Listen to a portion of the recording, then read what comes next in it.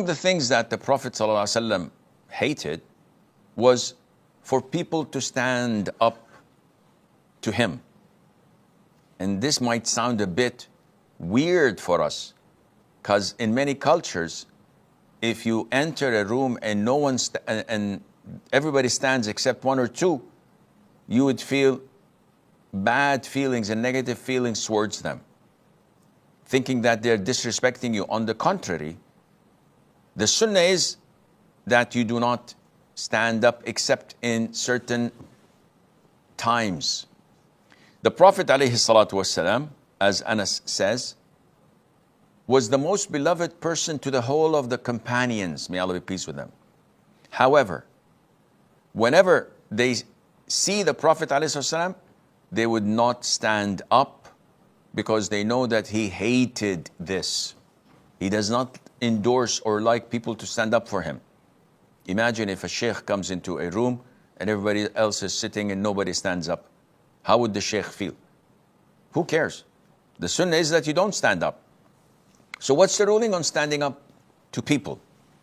Scholars say that standing up all the time behind a tyrant or an official is prohibited.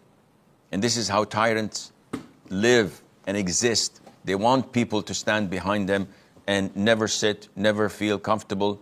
And if anyone is not standing behind them, they feel humiliated and agitated and disrespected. And this is not true. This is a sign of arrogance and hypocrisy again. You should allow and order people to sit down and not to stand like this. Secondly, when people come from a journey, this is permissible for you all to stand to greet. And there's nothing wrong in that. Or to help someone if he's in need of help, like Sa'd ibn Mu'adh, when he came to the Prophet ﷺ, he was injured. The Prophet said, "Qumu li sayyidikum," go and stand up and assist your master.